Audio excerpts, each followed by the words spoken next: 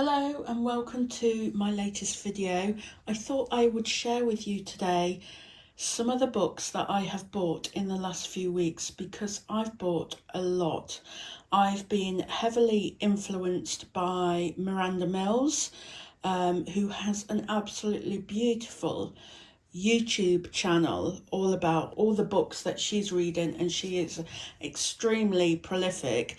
And also another YouTube channel called Meg with Books. There was a lot of sort of cozy murder mysteries on her channel in one of her videos, and I was very much influenced by her choices. At the same time, I've been out on a few day trips. I've been to York and I've been to Stratford, and I've bought myself a number of copies of books that I've seen in the bookshops there, both secondhand and brand new books.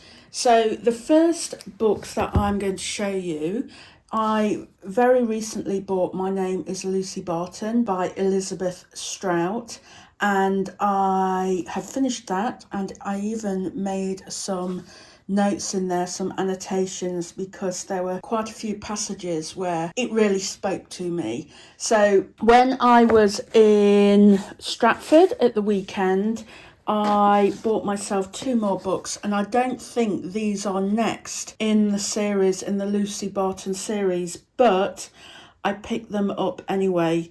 I've got O. William, which I believe is Lucy Barton's first husband, and he then becomes her ex-husband.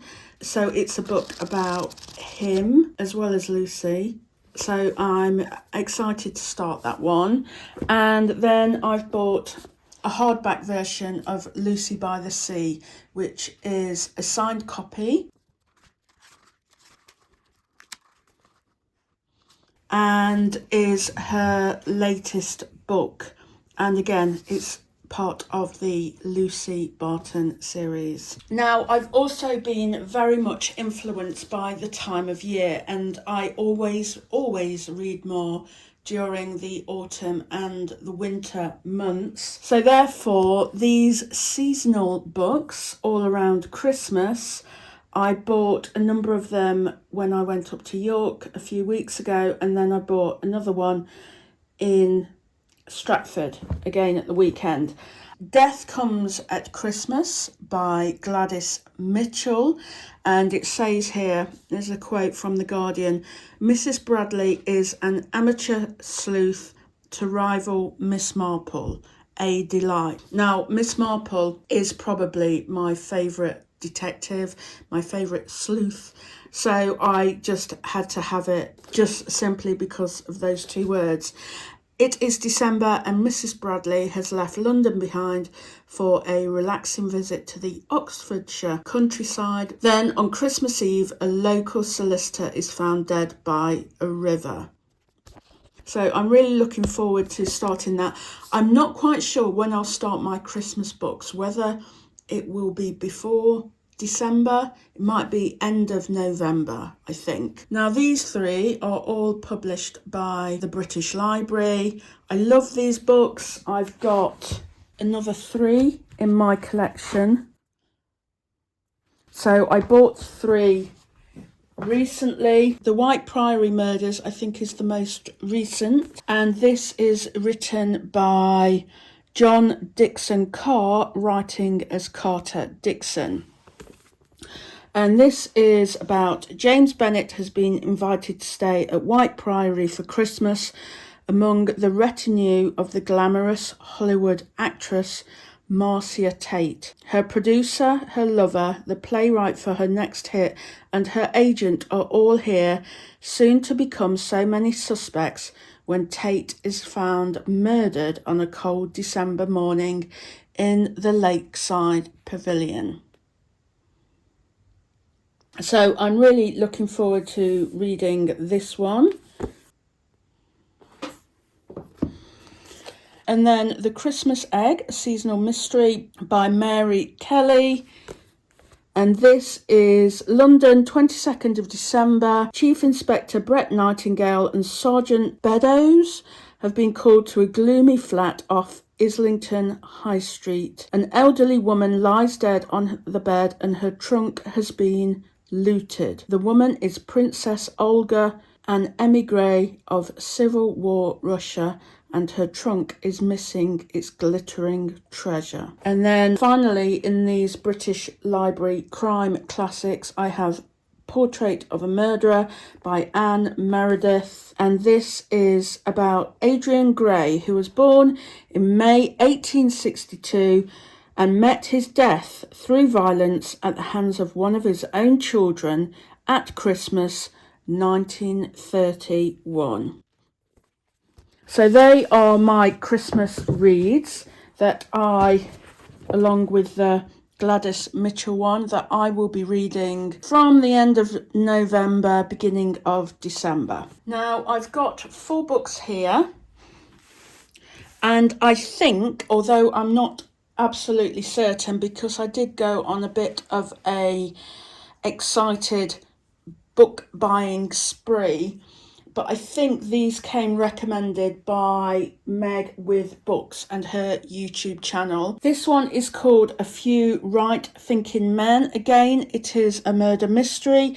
It's by Solari Gentile, and this one is: wealthy artist Roland Sinclair enjoys a comfortably bohemian existence which he shares with old allies, a poet, a fellow painter, and a brazen sculptress. In the early 1930s, and a Great Depression is engulfing the world, spawning misery and discontent. Tensions are mounting as the far right make inroads which threaten national stability. Roland's comfortable idyll is shattered when a vicious murder exposes a treacherous conspiracy, one which he and his redoubtable colleagues find themselves obliged to investigate. I do love books based around wartime, the Second World War, anything from the sort of 1930s, 1940s, 1950s, and this is from the 1930s. So I'm looking forward to starting this one. And then we have A Quiet Life in the Country, which is a Lady Hardcastle mystery by T.E. Kinsey. It's about Lady Emily Hardcastle, who is an eccentric widow with a secret past. Florence Armstrong, her maid and confidant, is an expert in martial arts. The year is 1908 and they've just moved from London to the country, hoping for a quiet life. But it is not long before Lady Hardcastle is forced out of her self-imposed retirement. There's a dead body in the woods and the police are on the wrong scent. Lady Hardcastle makes some inquiries of her own, and it seems she knows a surprising amount about crime investigation. I love reading these sorts of books in front of the fire when it's dark and rainy outside. I have to say, you can't beat a good murder mystery. And then we have The Sanatorium by Sarah Pierce, and this is about, this is a Reese's Book Club pick as well, so it may be that I saw it recommended on Reese Witherspoon's Instagram. It is about a beautiful Erie hotel in the Swiss Alps, recently converted from an abandoned sanatorium, is the last place Detective Ellen Warner wants to be, but her estranged brother has invited her there for his engagement party, and she feels she has no choice but to accept. Arriving in the midst of a threatening storm, Ellen immediately feels on edge, and things only get worse when they wake the next morning to find her brother's fiancé is missing. With access to the hotel cut off, the guests begin to panic. So yes, looking forward to this one as well. That one might be a bit more tense than what I'm used to, but I am going to definitely give it a go. There comes a point when murder mysteries start to turn into psychological thrillers, and if it gets too tense, I can't read it. But I'm going to give it a go and I'll see what I think.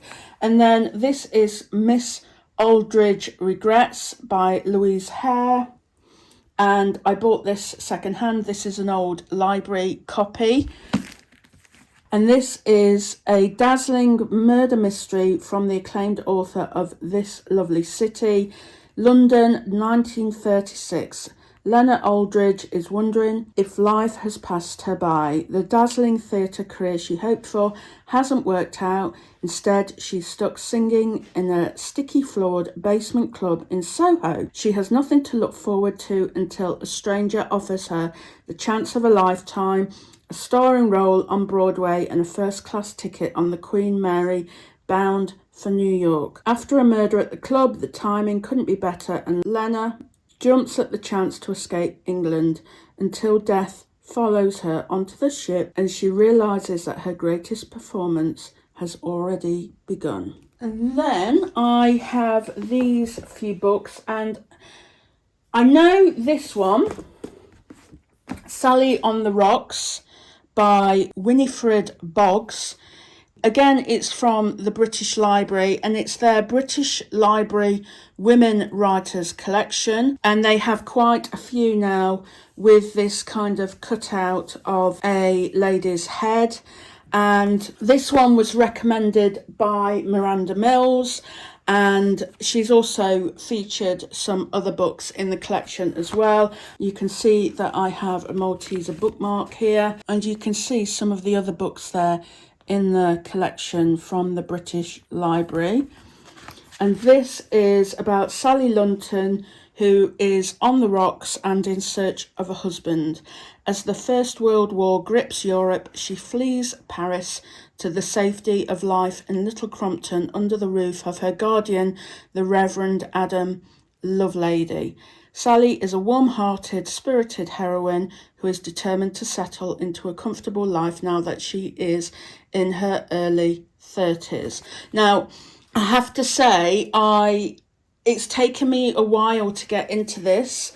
The style of the writing is a little old-fashioned, but that's the beauty of these kinds of books, and it's the same in some of the other British Library, the Christmas collection ones as well. So it's going to take me a little while to get used to it. So I started reading it and then I left it for a while, but now I'm quite excited about getting back to it. So I think I'm going to continue with that one and not start another book, but to continue reading that to the end.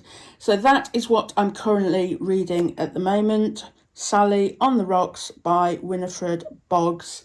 And then this one, Rodham by Curtis Sittenfeld, was one I was going to read, but it's based on a fictionalized version of Hillary Clinton. And to be quite honest, I'm a bit fed up with politics at the moment. There's just so much of it going on, and I don't know if I wanted to read a book about a politician, whether it's fictionalized or not. So even though I'm looking forward to reading this one, it's not something that I fancy reading right now. And then a few weeks ago, I saw a list on Twitter, I think it was by Penguin, where Penguin readers had said what their recommended classics was. And I was going through the list and realised there were many that I have still yet to read. And Virginia Woolf and Mrs. Dalloway was one of those that I want to read, but I have never done so. So I purchased myself a copy. If I like it, I will probably get it in one of those nice cloth-bound hardbacks. But for the moment, I bought it in this paperback version. And the only thing that puts me off is the really, really small text. But I will give it a go and see if I like it. I want to like it. I really want to like it. But I've not read any of Virginia Woolf before. So this is going to be a new one. And like I say, I hope to enjoy it. And then when I went up to York the other month, I bought this Why I Write by George Orwell. It's a very slim volume in the Penguin style, which is why I picked it up. And I'm going to give that a read because I'm always intrigued as to why people write. And this is by George Orwell. And then finally, in this particular section of books, I have bought myself an old copy of an Agatha Christie. So this is from Country House Library, who were or are on Etsy, and they've wrapped it very nicely, look.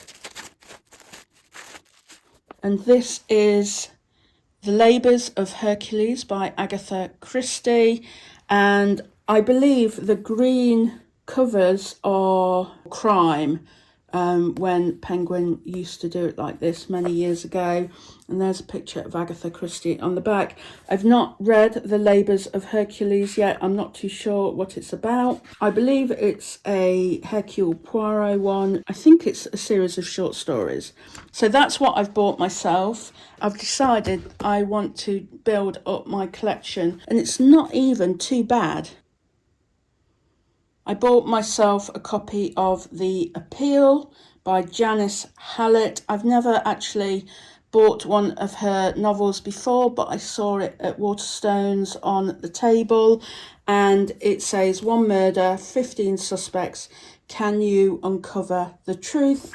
And I don't know if I like this idea or not, but it is in the form of emails and notes and text messages and things like that. So basically it's quite unusual. So I hope I enjoy it because it's different, and it would be nice. I believe there was another book there by Janice Hallett in a similar style, and it's quite a nice chunky book.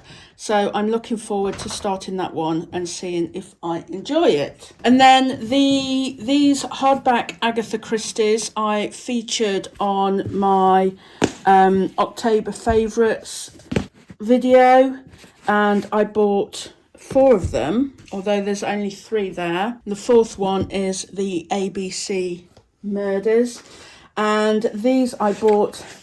I had a voucher for a bookshop, and I bought these, and they have, like I showed before, really beautiful end papers, and they are to go with my collection. I've got a couple more of these Agatha Christie hardbacks published by HarperCollins. And then I have this biography by Lucy Worsley about Agatha Christie, and I've heard some really great things about this.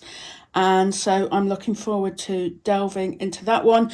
I actually watched some of Lucy Worsley's TV programmes recently, and the one on the suffragettes in particular I felt was excellent, because she not only talks about it, but she placed herself in the action, if you like, and she became one of the suffragettes. And I'm hoping her interesting style of history telling in her TV programmes will also come out in her book writing as well. And then this one, Marple, is 12 new stories, 12 great writers, 1 Agatha Christie, and there's lots of short stories in here by other authors, including Val McDermid, Kate Moss, Ruth Ware, Lucy Foley, Naomi Alderman, and I'm also looking forward. I think this one I'm going to save for around Christmas Day itself.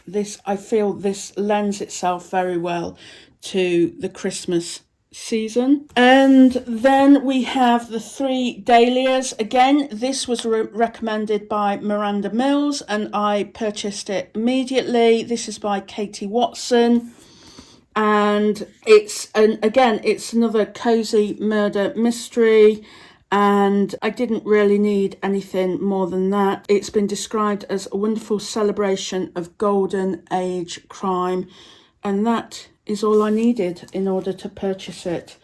So I'm looking forward to starting that one, and I think I'll be starting that one quite soon. And then finally, again recommended by Miranda Mills, because I believe this is part of her, I think she calls it her Comfort Read book club, which this one, Wintering, is her November read. I read the introduction to this on Amazon, and enjoyed it so much that I bought it for myself. And it's non-fiction by Catherine May, called Wintering, and it's a celebration of the season of winter. It says here, wintering is a poignant and comforting meditation on the fallow periods of life, times when we must retreat to care for and repair ourselves. Catherine May thoughtfully shows us how to come through these times with the wisdom of knowing that, like the seasons, are winters and summers, are the ebb and flow of life. And I just think this will suit me at this moment in time. I'm currently finding that as we sort of hurtling towards the end of the year, that my energy is starting to wane, and I'm looking forward to sort of hibernating more and not being as busy as I have been. So they are, I mean, it's a lot of books. Some of them were birthday presents, some of them were secondhand, but it's a big stack.